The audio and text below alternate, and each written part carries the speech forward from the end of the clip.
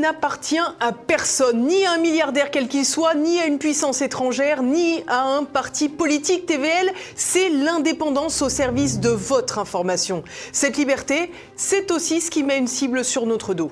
Parce que nous ne sommes pas corruptibles. Pas de chantage à la subvention, pas de copinage, pas de pantouflage. Le système n'a pas de prise pour nous faire rentrer dans le rang. Alors il veut nous ostraciser et puis nous ruiner pour que seuls survivent les médias labellisés.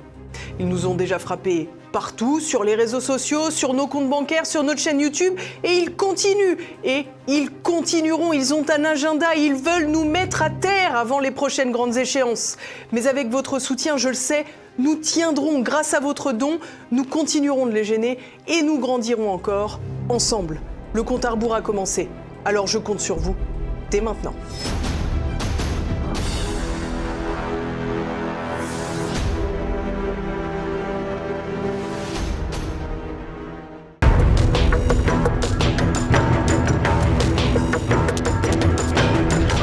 Bonjour à tous et bienvenue dans notre Zoom, aujourd'hui en compagnie de Michel Fize. Bonjour monsieur. Bonjour. Michel Fize, sociologue, politologue, essayiste, vous êtes l'auteur d'une 50aine d'ouvrages. Le dernier, Le Voici, Le Roi, Brindezingue, à retrouver comme d'habitude sur la boutique de TV Liberté. Alors Le Roi, évidemment, c'est Emmanuel Macron, et Brindezingue, un terme un petit peu familier, un petit peu léger pour évoquer des choses très graves, dont on va parler dans un instant avec vous. Alors je vous cite pour commencer, Michel Fize, Emmanuel Macron souffre d'anomalies psychiques graves provoquées selon toute vraisemblance par un métablocage du développement affectif et sexuel dans les années d'enfance et d'adolescence. Alors ma première question, ça sera celle-là. D'où tirez-vous ce diagnostic en l'absence d'examen clinique ?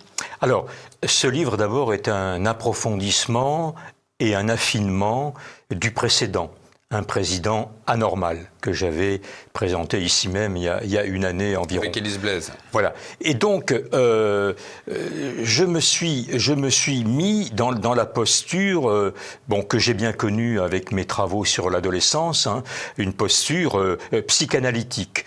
Donc, j'ai fait référence au... Et pas psychiatrique. Alors, pas psychiatrique. Encore une fois, vous n'êtes pas psychiatre. Je ne suis pas psychiatre. Donc, par exemple, la question de savoir si Emmanuel Macron est fou ou pas, je n'en sais rien, voilà, et personne ne le sait. Alors on peut évidemment partir dans des accusations ou des affirmations à l'emporte-pièce.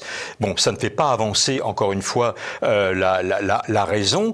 Là, pour déterminer un diagnostic de démence mentale, il faut évidemment un examen. Il faut un examen clinique fait par un professionnel. Donc vous en êtes tenu à ce que les Français peuvent voir, écouter lorsque le président Macron prend la parole. Voilà. Donc j'ai fait ce que j'avais fait dans le premier opus. J'ai repris les discours, les postures, les mots clés en particulier, quasi obsessionnel pour certains. Oui, la guerre, le travail, la responsabilité, les devoirs mais pas les droits. Enfin bref, donc se dessinant un portrait évidemment d'être supérieur, puisque je rappelle qu'encore une fois que ce qui anime ce que j'avais appelé un mégalotimiaque, donc quelqu'un qui se met dans une posture de supériorité pour afficher en toutes circonstances, ce que Nietzsche appelait une volonté de puissance et de paraître. Voilà.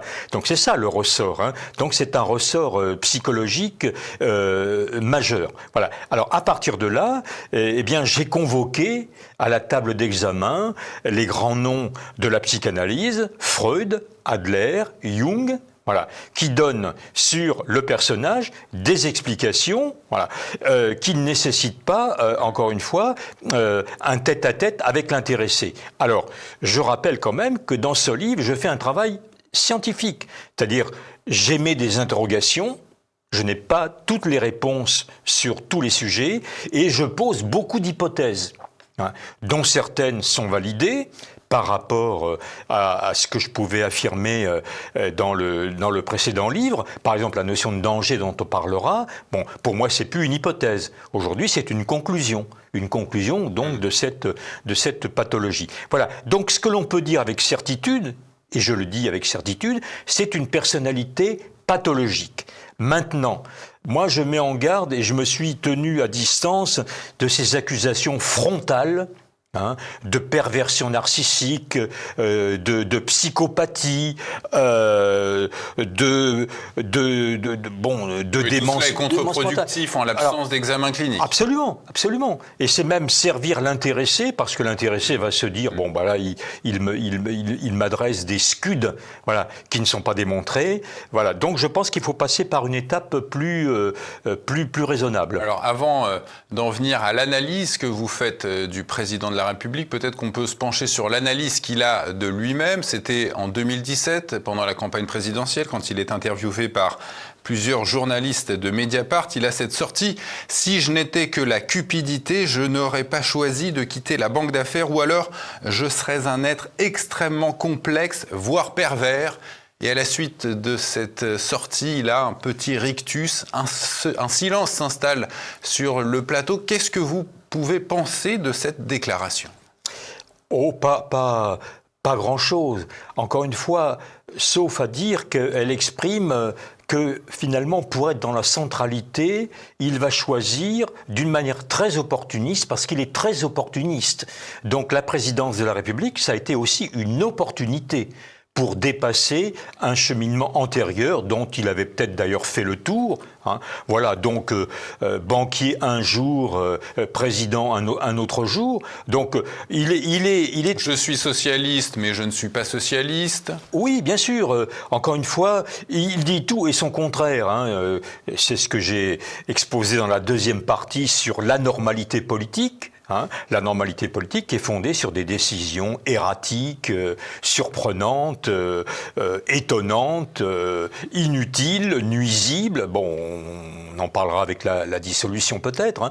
Voilà, donc il est sous le coup de pulsions et d'impulsions. Comme un enfant pourrait l'être. Voilà.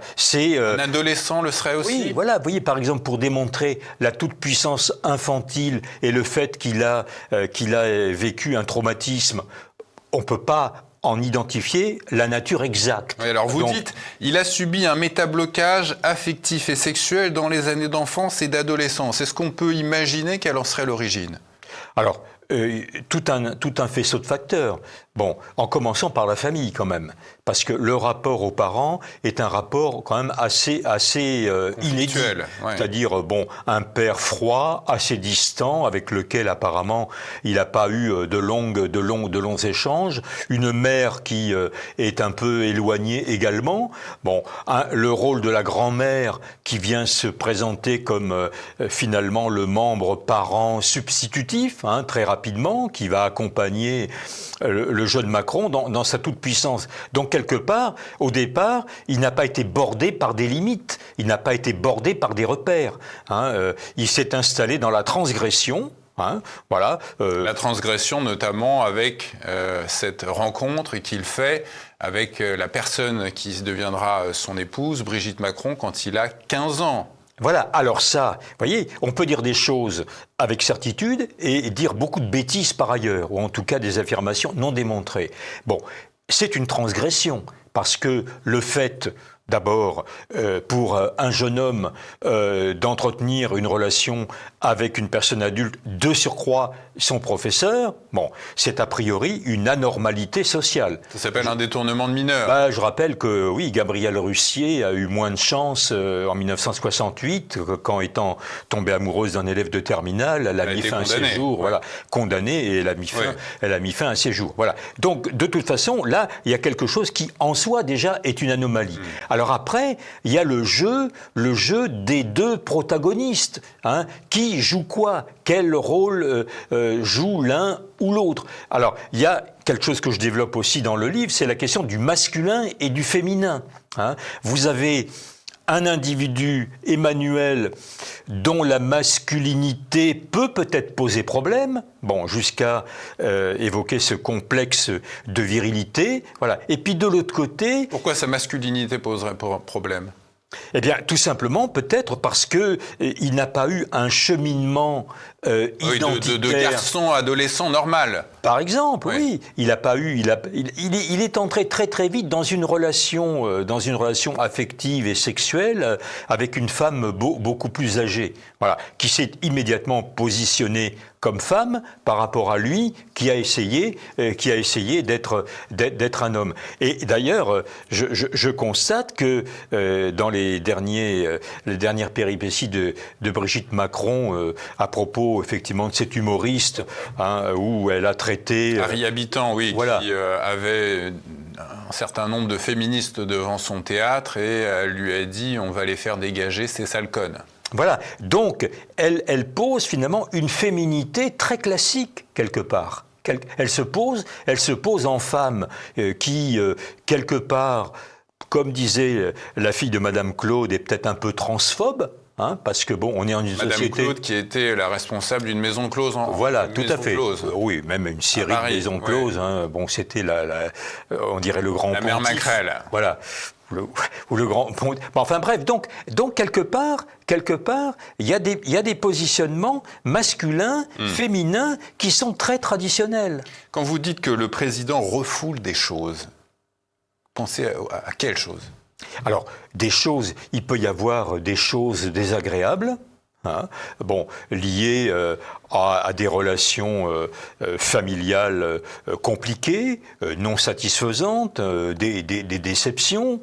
Il peut y avoir aussi, ce que je dis dans le livre, des choses au contraire agréables qu'il veut refouler.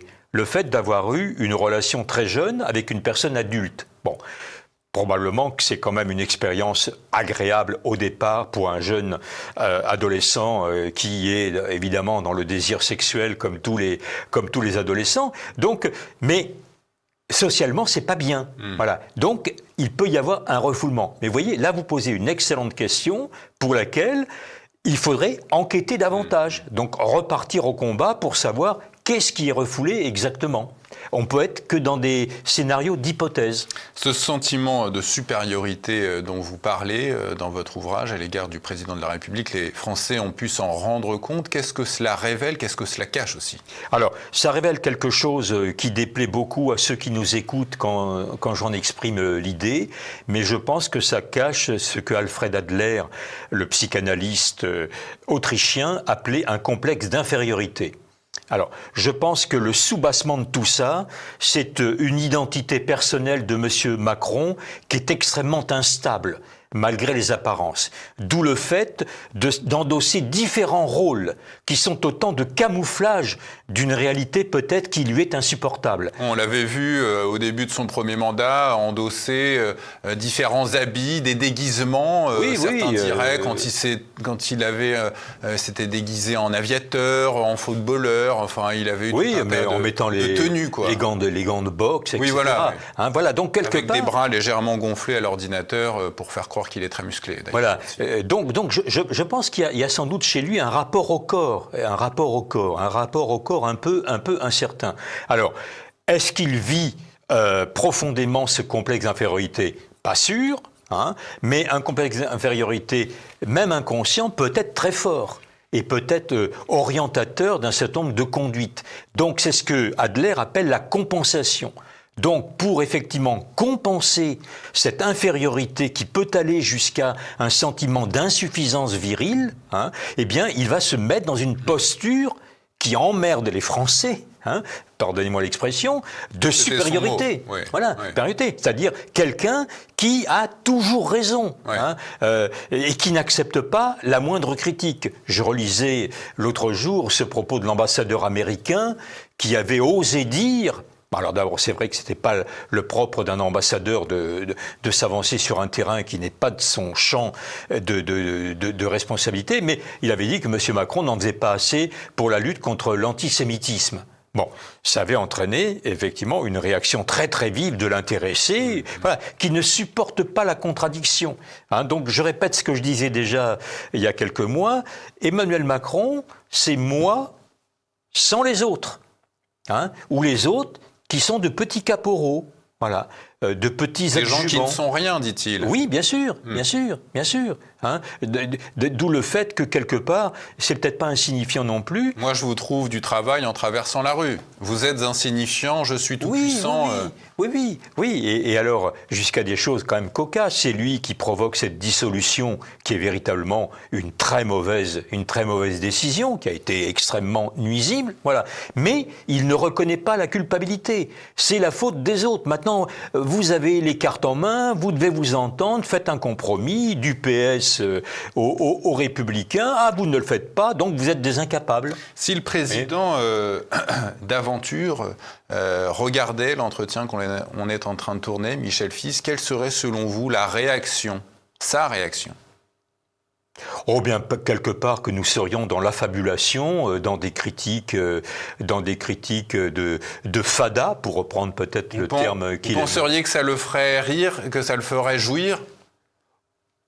Oh, On parle de lui. Oui, je pense que ça le heurterait pas plus que ça. D'abord parce que il a entendu des choses beaucoup plus accablantes que ce que je peux dire. Hein. Moi, encore une fois, je suis pas dans des accusations frontales non démontrées. Hein. J'essaie encore une fois, de retrouver un mécanisme psychique. Et puis je rappelle que l'anomalie psychique, dont beaucoup d'entre nous d'ailleurs peuvent être atteints d'une manière ou d'une autre, hein, n'est pas une maladie. Parce que sinon, il y aurait vraiment beaucoup d'anormaux psychiques. Voilà. Mais ça entraîne des dérèglements de fonctionnement et psychologiques. Donc un rapport peut-être très délicat à l'amour, par exemple, à l'affection. Hein. Lui-même dit qu'il n'a pas d'amis, par exemple. Oui, il n'a pas d'amis, mais parce qu'encore une fois, il s'est mis dans ce corset de supériorité, y compris d'ailleurs avec ses frères et sœurs, hein, puisqu'on sait maintenant qu'avec ses frères et sœurs, il était assez distant. Hein, il était, lui, dans son coin, l'aîné, et les autres dans leur propre coin. Donc, on voit bien peut-être que toutes ces embrassades, ces serrages de main, ces contacts, ça, c'est peut-être derrière un besoin d'amour qui n'a pas été satisfait. Alors, ce qui peut-être pourrait laisser penser que la relation avec Brigitte Macron ne suffit pas à satisfaire donc ce besoin très très fort. Mais je pense qu'il y a un besoin d'affection. Comment ces troubles psychiques peuvent se répercutent-ils sur son action politique ? Directement, frontalement, hein, puisqu'encore une fois... aucune de ces décisions n'est fondée sur des considérations politiques. Hein. Toutes ces décisions sont fondées sur des considérations psychologiques. Voilà. Il est dans l'émotion. Il est dans l'émotion. Voilà. Il est dans l'émotion et il est dans le souci d'être toujours sur le devant de la scène, d'être au centre en France, au centre en Europe, au centre sur le monde, jusqu'à se prétendre presque l'égal de Donald Trump et Vladimir Poutine. Voilà. Donc, au centre. Le goût de la mise en scène, c'est son épouse, professeure de théâtre, qui lui aurait inculqué, selon vous ? Je pense que ça a pu être un élément qui a entretenu ce désir d'être au centre, mais je crois que c'était un désir qui a préexisté à cette relation. Vous évoquiez tout à l'heure, Michel Fils, des propos bruts, non retenus, non réfléchis, délirants quelquefois sur la Russie en particulier. Alors qu'est-ce qu'il faudrait retenir de l'alignement d'autres chefs d'État, je pense au chancelier allemand Merz ou au Premier ministre britannique Starmer, sur les positions du président à l'égard de la Russie? Alors, première peut-être observation, peut-être qu'il faudrait regarder si ces personnages dont vous parlez ne sont pas eux aussi atteints d'anomalies psychiques, lesquelles ça reste à voir, mais bon, on le fait pour d'autres chefs d'État, donc pourquoi pas. Et puis, peut-être aussi, alors là, des responsables qui ont le sens diplomatique, qui voient peut-être tout l'intérêt à mettre en scène quand même une riposte européenne un petit peu globale. Voilà, donc ils peuvent y avoir intérêt. Et troisième chose, qui est peut-être pas non plus négligeable, un pouvoir de séduction, parce que apparemment cet homme séduit autour de lui. Voilà, manipulation, disait une personne interrogée au sujet du président sur son métier de banquier d'affaires, en disant que c'est quelque part un petit peu de la manipulation des foules ou de la manipulation des individus auxquels il faut avoir recours. Voilà, alors là effectivement, avec peut-être plus encore la séduction, hein, c'est-à-dire user de cette image de charisme qu'on lui renvoie. Hein, bon, le Jupiter dont on a parlé pendant des années, même si on en parle un petit peu moins. Hein, donc il y a tout un ensemble de faits. Alors peut-être donc des personnalités psychiques également européennes qu'il faudrait revoir. Hein. Vous savez, c'est depuis Machiavel on le sait. Hein, tout homme d'État est un peu fou. Mégalomaniaque sûrement, paranoïaque pour les pires, dans des régimes plus autoritaires sûrement. Voilà. Donc il y a aussi la complicité. Voilà. C'est peut-être la nécessité de la complicité des petits pour contrer les États-Unis de Donald Trump, hein, bon, qui évidemment affiche un mépris souverain à l'égard de notre continent. Vous vous cantonnez au domaine scientifique, Michel Fisz, dans votre ouvrage. Il y a quelque temps, j'entendais une ancienne ministre, Christine Boutin, pour la nommer, affirmer que cela pourrait sortir du modèle scientifique pour aller dans le spirituel quand elle affirme que Emmanuel Macron pourrait être possédé. Qu'est-ce que ça vous évoque ? Alors là, je ne suis pas évidemment exorciste, hein, donc je ne pratique pas évidemment. Vous rejetez totalement ce genre je ne rejette pas. Je suis dans je ne sais pas. Voyez, donc moi je n'affirme rien que je ne puisse être assuré d'un minimum de certitude. Voilà, mais c'est une hypothèse. Voilà, mais il suffit pas de déclarer il est possédé, hein, ou il est fou, ou il est pervers narcissique, ou il est manipulé, ou il est l'agent de ceci, l'agent de cela. Tout ça, faut le démontrer. C'est pour ça que le psychologique, c'est quelque chose d'intéressant, parce qu'on peut démontrer les choses. Voilà. Mais il faut prendre le temps, il faut y aller avec prudence pour aboutir seulement, et ça va peut-être un peu décevoir aussi, à des approximations, hein, pour prendre une formule de je ne sais plus lequel de ces psychanalystes, des approximations pathologiques. Parce que quelque part, Emmanuel Macron, je le dis aussi, flirte avec toutes ces pathologies. Voilà, oui, il est un peu névrotique, il est un peu psychotique, il est un peu pervers narcissique, voilà. Mais il n'est rien authentiquement qui le fait rentrer dans une de ces catégories. Parce que, par certains critères, il échappe à la névrose, par d'autres, il échappe à la psychose, par d'autres encore, il échappe à la perversion narcissique. Vous savez, c'est les psychanalystes le disent très bien, il faut prendre une personnalité dans sa globalité. Voilà. Les signes, ils sont pas... Oui, pour ça que quand on dit « il est pervers narcissique », mais c'est ridicule, parce qu'il n'est pas que pervers narcissique. C'est un terme d'ailleurs un peu galvaudé, hein, qui a été lui-même abandonné, créé après la Seconde Guerre mondiale et abandonné. C'est très difficile à définir, un pervers narcissique. Mais vous savez, hein, vous avez connu le temps où on disait quelqu'un qui nous déplaisait, ah ben il est parano. Oui, voilà. C'était le terme, parano. Maintenant, il est pervers ou il est fou, ou il est cinglé. On entend le président Macron parler de confrontation avec la Russie, sa volonté de continuer à faire pression sur la Russie. Est-ce que vous pensez que les troubles psychiques que vous évoquez dans votre ouvrage pourraient pousser le président dans un jusque-boutisme allant jusqu'à déclencher il irait passer le pas pour déclencher un conflit avec la Russie ? Ah, si nécessité apparaissait, il le ferait. Je crois qu'il faut avoir conscience de plusieurs choses. La première, il a fabriqué la menace russe. Bon. Qu'il y ait une potentialité d'agression de tel ou tel État du monde, bon, effectivement, le danger pour nous est plutôt venu de l'Est, hein, généralement, que de l'Ouest. Bon, dont acte. Mais pour le reste, hein, rien n'interdit de penser que c'est une erreur d'appréciation, dont d'ailleurs Vladimir Poutine s'amuse peut-être, hein, si les drones envoyés à l'île Longue sont bien des drones russes, mais c'est tout simplement pour, je dirais, titiller un peu le président, voilà, le faire, comme on dit, je ne sais pas si on peut le dire, pétocher, voilà, peur, lui insuffler la peur. Faire pétocher quelqu'un qui a le doigt potentiellement sur le bouton atomique...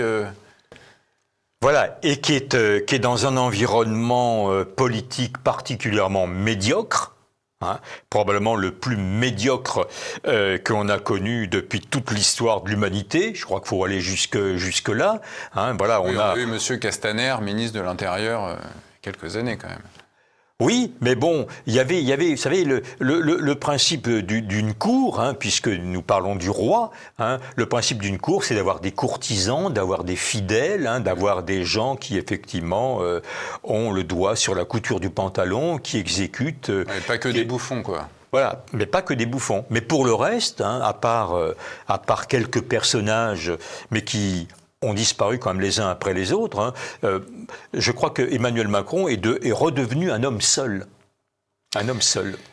Terminons là-dessus, si vous voulez bien, Michel Fize, avec les travaux du psychiatre italien aujourd'hui décédé, Adriano Segatori. Oui. Il avait fait une vidéo après l'élection du président en 2017. Il a récidivé en 2022 avec une deuxième vidéo. Il affirmait qu'Emmanuel Macron est une personnalité pathologique qui représente désormais un danger majeur pour notre pays. Alors, ma question, elle est simple. Pourquoi nos parlementaires, au vu de ce qu'ils peuvent voir, comme tout le monde, ne se chargent pas de destituer le président de la République ? Je crois qu'il faut 2/3 des sénateurs et députés pour la destitution du président. Je crois qu'il y a d'abord deux hypothèses qu'il faut écarter. Il n'y aura pas de démission du président, il n'y aura pas de destitution parce que, vous l'avez dit, la majorité est beaucoup trop qualifiée et jamais elle ne sera atteinte. Et puis je crois la troisième observation, c'est que... Elle est relative, la majorité. Oui, mais encore une fois... Il n'y a même pas de majorité, d'ailleurs. Oui, enfin, c'est des... Elle l'était pendant ses premiers mois de deuxième mandat. Voilà, mais c'est des majorités qui, progressivement, deviennent un petit peu des majorités de compromis. Oui. Alors, peut-être même un peu plus de compromission que de compromis, hein, voilà.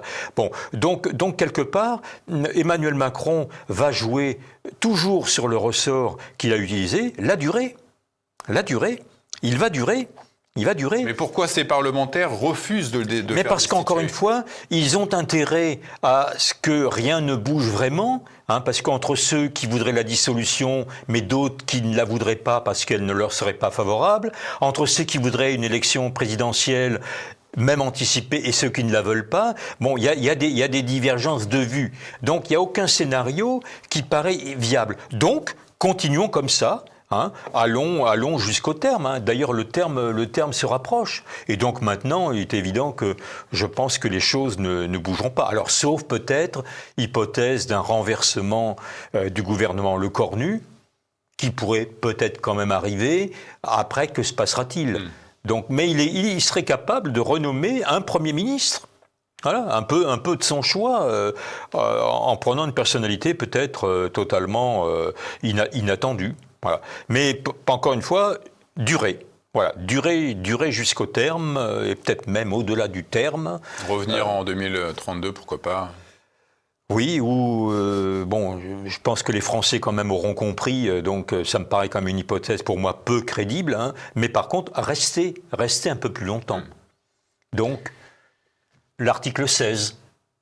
Les pleins pouvoirs, on en a déjà parlé, oui. Ça n'est pas, évidemment, ça fait partie de la Constitution, il pourrait tout à fait y avoir recours. En tout cas, Le Roi brin de zinc, c'est le titre de votre ouvrage passionnant, Michel Fize, et que nos téléspectateurs peuvent retrouver sur la boutique de TV Liberté. Merci à vous de nous avoir suivis et merci à vous, monsieur. Merci beaucoup.